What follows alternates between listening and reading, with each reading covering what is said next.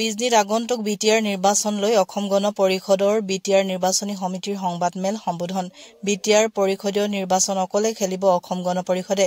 বিটিআৰৰ থুৰিবাৰী, মথনগুৰি, মুদৈবাৰী, চালেকাটি, বাওখুংগ্ৰী, নাগ্ৰিজুলি, দিহিৰা, গুৰেশ্বৰ আদি কৰি 10টা পৰিষদীয় সমষ্টিত অসম গণ পৰিষদে নিজাববীয়াকৈ প্ৰাৰ্থিত্ব প্ৰদান কৰিব।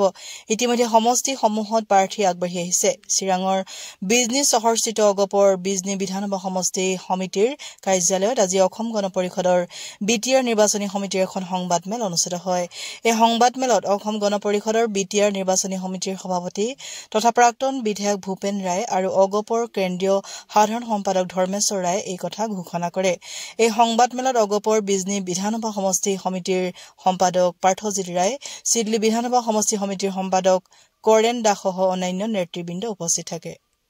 অসম গণ পৰিষদ দলে আগন্তুক বিটিআৰ নিৰ্বাচনত আমি অংশগ্ৰহণ কৰিম আৰু নিজাববীয়াকৈ অংশগ্ৰহণ কৰিম আৰু অসম গণ পৰিষদ দলে নিজাববীয়াকৈ প্ৰাৰ্থী নিক্ষেপ কৰিব আৰু সেইমতে আমি নিৰ্বাচন অংশগ্ৰহণ কৰিম।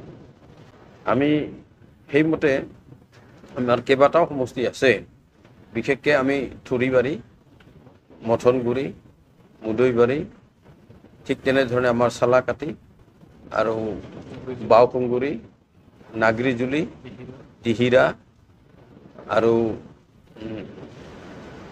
তেনেকৈ আমাৰ দিহিৰা আৰু গড়েশ্বৰ ইত্যাদি সমষ্টি আমাৰ আছে।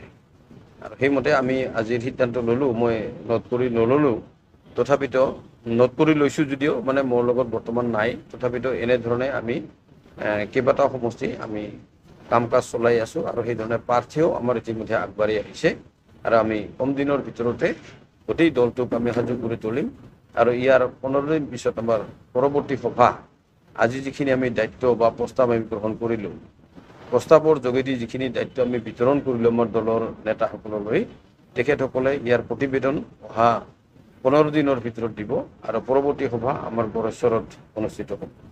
আমি আঞ্চলিক দল হিচাপে অসম গণ পৰিষদ দলে আমি সিদ্ধান্ত লৈছোঁ যে এই মানুহখিনি যাতে বঞ্চিত নহয়, তেওঁলোকে মাটিৰ অধিকাৰৰ পৰা একেবাৰে মৌলিক অধিকাৰৰ পৰা যদি বঞ্চিত নহয়, ব্ৰিটিছে যাতে সম অধিকাৰ, সম মৰ্যাদা, সম উন্নয়নৰ চিন্তা চৰ্চাৰে আমাৰ যি লক্ষ্য আৰু উদ্দেশ্য আছিল যে পৃথক পৃথক মানে বড়োলেণ্ড 50-50 ডিভাইড আছাম, সেই সিদ্ধান্ত পৰিহাৰ কৰি আমাৰ বড়ো নেতৃত্বই অসমৰ ভূমিতে থাকি, ভাৰতবৰ্ষৰ ভূমিতে থাকি উন্নয়নৰ পথেৰে আগবাঢ়ি যাব।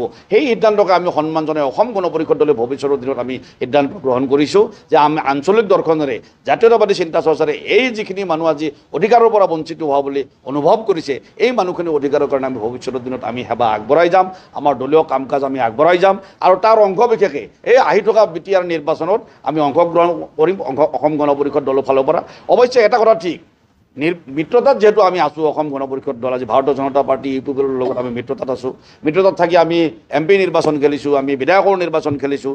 গতিকে আগন্তুক দিনত বিটিআৰ নিৰ্বাচনৰ কোনো আমাৰ এইটো ৰাস্তা খোলা আছে। যদি ভাৰতীয় জনতা পাৰ্টি আৰু UPPL আগবাঢ়ি আহে, আমি মিত্ৰতাত নিৰ্বাচন খেলিম আৰু যদি মিত্ৰতা তেওঁলোকে কৰিবলৈ আগবাঢ়ি নাহে, আমি সাংগঠনিক কাম কাজ এনেকুৱা ধৰণে আগবাঢ়ি যাবলৈ আমি ইচ্ছা প্ৰকাশ কৰিছোঁ বা আমাৰ তৎপৰতা আমি অৱলম্বন কৰিছোঁ।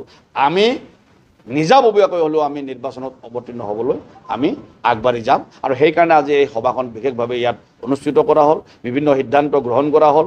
মোটামুটিভাৱে আমি 10টা সমষ্টি ঠিক ঠাক কৰি লৈছোঁ। এই 10টা সমষ্টিত আমি ইলেকশ্যন আমি খেলিম, আমি মিত্ৰতাত থাকিলেও খেলিম আৰু মিত্ৰতাত নাথাকিলেও নিৰ্বাচন খেলিম বুলি আজিৰ সভাই এটা সিদ্ধান্ত গ্ৰহণ কৰিছে আৰু পৰৱৰ্তী সময়ত আমাৰ বিভিন্ন ঠাইত অহা মিটিংখন আমাৰ গড়েশ্বৰত আছে।